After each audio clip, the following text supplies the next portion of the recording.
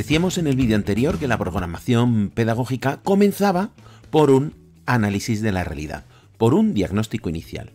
Y decíamos que esto era así porque nuestro plan debe responder a una necesidad detectada y no tanto a nuestros gustos particulares o a nuestras habilidades.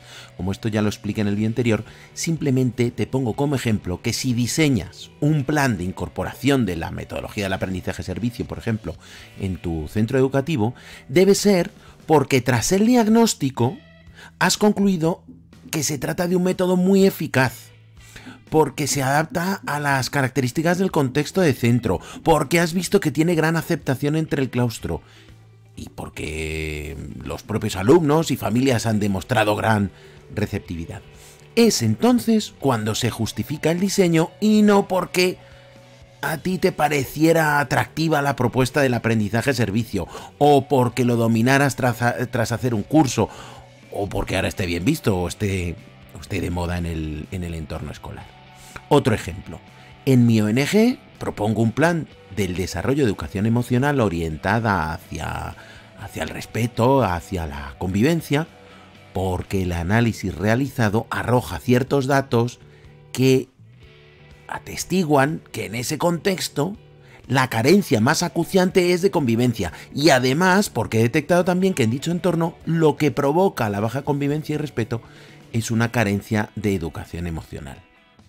Y por poner un último ejemplo, ahora en el entorno empresarial no se me ocurre ofertar en mi empresa un programa formativo de máquina paletizadora o lo que sea esto. No sé si es una máquina paletizadora que esto de la foto, pero bueno, da igual.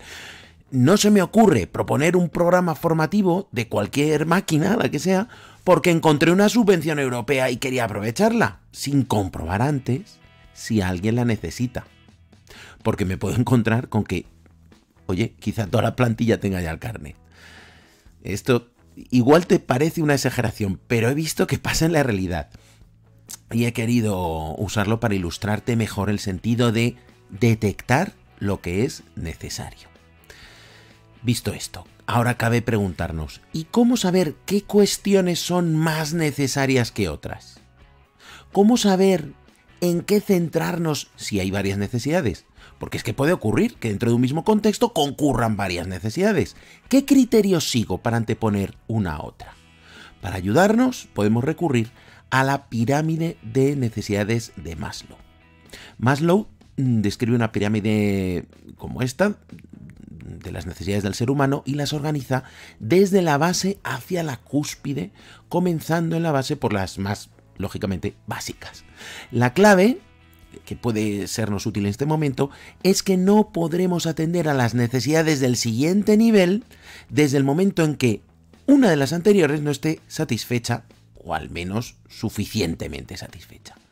Cuando cada nivel de esta pirámide esté cubierto, repito que al menos en gran medida y empezando desde abajo, dedicaríamos nuestra acción a cubrir las necesidades del siguiente escalón. Eso sí, si en nuestro análisis de la realidad hemos detectado que también están satisfechas, escalaríamos al siguiente. Así que puede ocurrir que nuestra acción pedagógica podría ir variando a lo largo del tiempo si vemos que tras nuestra actuación, o por evolución hasta provocada externamente, es igual, pero observáramos que el contexto ha variado, entonces iríamos atendiendo a las nuevas necesidades, con intención de poco a poco ir alcanzando la cúspide. Esto justifica un mensaje importante que debe quedarte tras este vídeo, y es que tras cada intervención, sea a corto, medio o largo plazo, según sea un proyecto, programa o plan, debemos hacer siempre un análisis de la realidad. Ahora que ya tenemos claro el concepto de la pirámide en general, vamos a detenernos en cuáles son cada uno de esos niveles que establece Maslow y qué aspectos contiene cada nivel. En la base, como es lógico, deben aparecer las necesidades básicas, que son, como puedes imaginar, las fisiológicas, las que nos permiten sobrevivir simplemente. Es decir, respirar, beber, alimentarse, dormir, etc. En el siguiente grado se posicionan las necesidades de seguridad y protección. ¿Cuáles son estas necesidades? Aquellas que aseguran el nivel anterior, las que logran consolidarlo, que son la seguridad del propio cuerpo y de su funcionamiento, una vivienda, dinero suficiente para la subsistencia, un automóvil que te puede servir quizá para conseguir un trabajo o para desplazarte adecuadamente, etc. En un rango superior se posicionan las necesidades sociales, que son aquellas que se relacionan, bueno, el ser humano por naturaleza es un ser social. Entonces, me refiero a la función de relación con amistades, pareja, familia, compañeros de trabajo, bueno, y también notar, percibir la aceptación social dentro de cualquier núcleo de socialización al que pertenezca cada persona. El siguiente estrato lo constituyen ya las necesidades de estima, que Maslow subdivide en alta y baja, aunque no aparezcan aquí. Bueno, pues que sepas que la baja se refiere al respeto de las demás personas hacia el sujeto, es decir, que muestran que le aprecian, que le reconocen, que tiene cierto reconocimiento social, quiero decir. Estableciendo sobre él una reputación o fama incluso.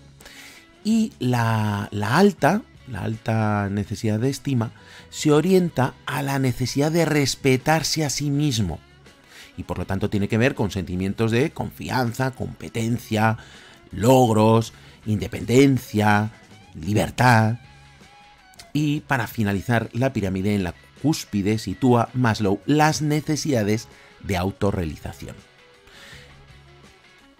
¿Cuáles son estas? Pues son las metas que encontramos como más significativas, cualquier persona. Aquellas que nos hacen encontrar un sentido a la vida cuando estamos desarrollando una actividad que puede ser laboral, social, humana, etc. Vamos, que una persona alcanza su máximo potencial. Esto que ahora dicen tanto de que se convierte en la mejor versión de sí misma, que está muy de moda, pues eso es. Esta pirámide representa las necesidades humanas y por lo tanto muy particulares, muy personales, pero podemos hacerlas extensivas a las necesidades colectivas, bien sea de una sociedad, de un país, de un barrio, de un grupo clase o de la propia entidad, si es una ONG, un centro docente, una empresa. Siendo así, podríamos posicionar en la base de la pirámide las necesidades. Bueno, esto advierto que es una propuesta mía basada en lo anterior, así que no es de Maslow propiamente. Decía entonces que esta propuesta, o mi propuesta, sería posicionar en la base de la pirámide las necesidades básicas y de seguridad, es decir, que la entidad debe observar si en su entorno están aseguradas la alimentación, la medicina, que no exista violencia o que no se sufra inestabilidad económica. Si es algo que ocurre en el contexto de la entidad, ahí es donde debe dirigir principalmente su acción pedagógica dicha entidad. Por otra parte, también debe mirarse hacia sí misma esa entidad y comprobar que ofrece retribuciones justas, estabilidad, que no se encuentra en un espacio peligroso, por ejemplo, etc. En el siguiente estrato podríamos posicionar las necesidades de pertenencia y conexión. ¿Con esto qué quiero decir? Quiero decir que deberíamos asegurarnos que el contexto garantiza un adecuado apoyo social, que las relaciones interpersonales son positivas, que existe la posibilidad de participar en eventos colectivos. Si esto no existiera o se diera en poca medida, ya sabríamos hacia dónde dirigir nuestros objetivos, a este estrato. Así como antes, también la entidad debe comprobar que garantiza ella misma un sentimiento de pertenencia a esa entidad entre sus asociados, entre sus trabajadores, o que las relaciones interpersonales internas son positivas, etc. En un tercer rango podríamos situar las necesidades de reconocimiento y valoración. Para ello, el entorno debe garantizar cierto reconocimiento de esas contribuciones individuales y colectivas. Pero más importante aún, igualdad de oportunidades, un trato justo, atención a la diversidad, garantía de inclusión, etc. Como antes, la organización debe contemplar que también cumple con todas esas garantías para su personal. En el último grado, estableceríamos las necesidades de desarrollo y crecimiento, o sea, todo aquello que facilite oportunidades de educación y aprendizaje, todo lo que facilite el crecimiento continuo formativo, el crecimiento personal y el profesional. Por último, ya en la cúspide de la pirámide deberíamos contemplar si en el entorno las personas que lo componen tienen cubiertas sus necesidades de propósito y contribución. Con esto me refiero a que encuentren un significado a las actividades realizadas, que tengan oportunidades para contribuir al bienestar del grupo o la comunidad, que sienten que sus acciones tienen un impacto positivo en el entorno y por lo tanto notan que están dejando, digamos, un legado significativo en su contexto. Repito, como siempre, externa e internamente a la organización que sustenta el proyecto pedagógico, sobre todo en este caso interno. Si logramos llegar a este nivel, lo que vas a lograr es un grado de pertenencia o de sentimiento de pertenencia tal que vas a garantizar la permanencia incondicional de las personas que lo componen. Lo van a hacer suyo y por lo tanto, bueno, pues esa entidad va a tener una longevidad muy sana.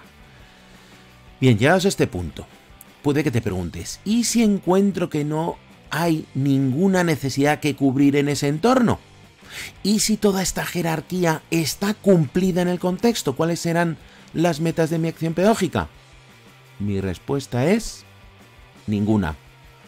Ninguna meta. Tu labor no es necesaria y por tanto deberás encontrar un contexto que lo requiera. Sé que esto que te estoy diciendo resulta chocante a priori, pero en realidad, si te das cuenta, si lo piensas, es maravilloso. ¿Por qué? Pues porque el fin, la meta del pedagogo, del educador, es conseguir no ser necesario, porque el grado de madurez del contexto, quizá incluso provocado por esta persona, por este experto, este pedagogo, este educador, ya no lo necesita. Si no hay problemas que resolver, no se necesita nadie que lo resuelva. Pues esto es lo mismo. Bueno, puede ser una utopía este planteamiento, pero ejemplifica muy bien la justificación de la pertinencia de realizar nuestro análisis de la realidad, porque si no, corres el riesgo de proponer un proyecto donde no eres necesario. Y si haces esto, como es lógico, lo que tienes garantizado es el fracaso. Y también todo lo contrario, garantizarás el éxito si aciertas con la verdadera necesidad de esa realidad, de ese contexto. Es cierto que también deberás acertar luego con el cómo lo haces. Pero bueno, esto ya lo trataremos más adelante. Ahora debemos intentar acertar al menos en cómo hacer adecuadamente el diagnóstico inicial para que nos arroje resultados fiables, que nos ofrezca vamos a llamarle una foto lo más real posible de la situación sobre la que pretendemos dirigir nuestra acción pedagógica. ¿Y por dónde comenzar? Bueno, pues quizás te suene un contrasentido lo que voy a decir después de todo este tiempo de vídeo, pero debemos comenzar, o podemos comenzar, haciendo caso de nuestra intuición. Porque debemos tener una idea general del tipo de acción que vamos a llevar a cabo, aunque sea de forma muy abierta. Porque si la tenemos, podremos orientarnos en torno a qué informaciones recoger, cómo recogerlas, dónde hacerlo, porque no nos engañemos. Si somos sinceros, sabemos distinguir entre cuestiones que pueden ser o no necesarias en nuestro contexto a poco que lo conozcamos. Es cierto que quizá nos falte conocer los detalles o los orígenes reales de las circunstancias que nos rodean, eso sí puede ser. Pero descuida que nos dará información al respecto luego nuestro diagnóstico. Aun si eres un agente externo, al relacionarte mínimamente en el entorno, vas a captar pistas que seguro te van a guiar. Y si tienes claro el tipo de acción, aunque sea muy general por esta percepción, esta intuición, también tendrás claro cuáles serán los destinatarios. Y esto te permitirá seleccionarlos de la población general. Fíjate lo importante que ha sido esta intuición general que te decía antes, porque hemos pasado de estudiar toda la población a una pequeña parte. Y esto nos facilitará el estudio de su situación socioeconómica, sus principales problemas, sus características, sus centros de interés e incluso finalmente una aproximación al número de incluso posibles participantes. Debemos recopilar también datos que nos descubran las características ambientales, económicas, sociales, culturales de ese entorno al que vamos a dirigirnos, ese entorno en el que estarán nuestros futuros destinatarios. No solamente para adecuar nuestros fines según la pirámide de Maslow que veíamos antes, también para saber cómo el ambiente influye en sus habitantes y por lo tanto en nuestros futuros destinatarios. Me estoy refiriendo a costumbres, relaciones sociales, enfoques vitales, aspiraciones, modelos de actuación, etc. Es que no es lo mismo un entorno donde se vea normal el absentismo escolar de otro que no. O un contexto en el que se tiene mejor consideración a un empresario o bien más a un trabajador. O yo qué sé, exagerando, imagínate que hay un contexto en el que se ve normal la presencia y la rivalidad de bandas. Bueno, son aspectos que van a influir determinantemente en las características de nuestros posibles usuarios. Igual te han parecido ejemplos excesivamente radicales, pero bueno, es para que se entienda, aunque lo normal es observar características menos exageradas. Quizá también forme parte del entorno, pero bueno, lo extraigo y así lo destaco aquí, la identificación de todo aquello que contemos para realizar nuestra labor. Porque el propio contexto nos puede ofrecer ciertos espacios abiertos, locales, personas, organizaciones que podrán colaborar y debemos identificarlas, pero es que también debemos mirarnos hacia nosotros mismos, mirar hacia nuestra propia organización, nuestra propia entidad y detallar infraestructuras propias que tenemos en la organización, de la que parte el programa. Me estoy refiriendo a si contamos con un local propio, espacios propios, medios de transporte propios, material, si tenemos recursos económicos o un presupuesto destinado específicamente para nosotros, etc. Y en ese ejercicio de mirarnos hacia nosotros mismos debemos conocer también las características del equipo con que contamos, desde su formación, pasando por su disponibilidad horaria y llegando incluso, sobre todo, a qué necesidades formativas tienen, no solamente en qué están formados, sino las carencias que deberíamos suplir. Esto nos permitirá definir mejor el alcance posible de nuestro plan, a la vez que nos servirá para prever necesidades estructurales y atajarlas previamente.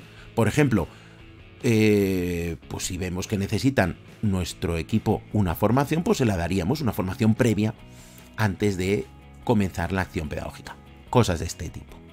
Todo esto es el qué analizar, pero también debemos tener en cuenta qué aspectos considerar durante el análisis de la realidad. En primer lugar, tratar de observar lo que hay y lo que no hay, porque nos hemos detenido quizá en exceso en detallar lo que sí encontramos en el entorno, pero también es importante fijarnos en lo que no encontramos, no solamente para detectar esas necesidades que hemos insistido tanto, también el conocer con qué recursos contamos nos va a ayudar. Por ejemplo, saber que no tenemos un espacio propio provocará su búsqueda. En caso contrario, ¿qué vamos a hacer? Pues vamos a comenzar nuestro plan y nos encontramos que no tenemos dónde hacerlo. Por otra parte, debemos considerar que un diagnóstico inicial no debe constituir una mera recopilación de datos. Los datos son necesarios, sí, pero debemos tenerlos bien organizados y, sobre todo, ser capaz de interpretarlos. Es decir, encontrar explicaciones que justifiquen por qué la situación es así. De esta forma, encontraremos las razones últimas, los motivos verdaderos que provocan la situación y entonces podremos actuar sobre ellos y no sobre su consecuencia, porque entonces no vamos a estar acertando. Debemos poner todo nuestro empeño en ser lo más objetivos posibles en este momento. Eso sí, sin obsesionarnos. Es normal que en un mismo equipo encontremos razones diferentes y a lo mejor ambas, todas, explican la realidad o los datos que hemos encontrado. Esto es muy lógico, porque la realidad es multicasual, es compleja. Y ante un mismo hecho podemos encontrar múltiples explicaciones. Esto no significa que nuestro proceso de análisis de la realidad carezca de rigor, ¿eh? Todo lo contrario. Ahora mismo vamos a ver herramientas que precisamente van a tratar de ofrecernos el mayor rigor posible a nuestro estudio. Solamente así seremos capaces de descubrir lo más fielmente posible la situación. Por último, un buen diagnóstico inicial ofrecerá una alternativa a la realidad mostrada. Las explicaciones encontradas nos pueden mostrar un camino, pueden conducirnos hacia el boceto de una alternativa, que en este momento será muy vaga, muy general, algo borrosa, pero que nos servirá para apoyar en ella el diseño posterior del proyecto o del programa o del plan. Vamos a acabar el vídeo detallando el conjunto de herramientas que nos van a servir para realizar nuestro estudio, nuestro análisis de la realidad. Encontraremos diferentes recursos o técnicas en función de qué datos deseemos recoger. Por ejemplo, para recopilar datos de los destinatarios, podemos contar primero con un conjunto de recursos que nos ofrecerán datos de carácter cuantitativo, como son estudios demográficos, pirámides poblacionales, tasas de alfabetización, nivel social, cultural y económico, e incluso el número de plazas ofertadas a ciertos grupos poblacionales nos puede dar una idea de cómo es el contexto. Podemos utilizar otro grupo de recursos, quizá no tan cuantitativos, que nos permitirán describir los intereses y la situación social de nuestros posibles destinatarios, consultando estudios sociológicos, encuestas poblacionales o a ciertos sectores poblacionales de características similares a nuestros futuros destinatarios, estudios que detallen a qué dedica el ocio la población, etc. También podemos desear recopilar datos sobre el entorno y sus infraestructuras. En tal caso, podríamos recopilar información sobre la oferta de servicios municipales, consultar estudios o memorias que detallen el nivel de ocupación de las infraestructuras locales, tales como servicios deportivos, de ocio, culturales, etc. El tipo de empresas enclavados en el entorno, tanto por la oferta que hace como por las posibilidades de desarrollo, entre otras. Otra estrategia para observar las características del entorno es muy simple: visitándolo. Eso sí, en nuestra visita iremos tomando nota de todo aquello que nos llame la atención. Esto es mejor hacerlo en varias ocasiones y mejor todavía por diversos investigadores para así controlar la subjetividad. Otra estrategia más es hacer encuestas a los vecinos. Les preguntaríamos preferentemente sobre todo aquello de lo que no hayamos encontrado información, pero también sería muy adecuado, ¿por qué no?, sobre esas mismas cuestiones, y así las podríamos contrastar. Contrastaríamos, digamos, la información encontrada por otros cauces con la que nos declaren en esta encuesta. Finalmente, para recopilar información sobre nuestro propio equipo de trabajo, podríamos comenzar consultando memorias de otros proyectos en las que participara ese equipo con anterioridad. Si fuera posible, en el momento mismo en que se encuentra actuando durante alguna práctica pedagógica que estén llevando a cabo en ese momento. Y, como no, entrevistándonos con ellos individual y grupalmente. Una buena estrategia, y te va a dar mucha información seguro, es organizar dinámicas de grupo, dinámicas de roles con ese grupo, y así profundizar en sus características, sus capacidades e incluso hasta sus relaciones. Y por supuesto no podemos dejar de lado otros instrumentos como cuestionarios anónimos, cuestionarios nominativos, técnicas DAFO, etc. Bueno, pues con esto damos por terminado el análisis de la realidad o diagnóstico inicial. El próximo vídeo abordará ya la fase 2 de la planificación pedagógica, que, como sabes, es por fin el diseño pedagógico.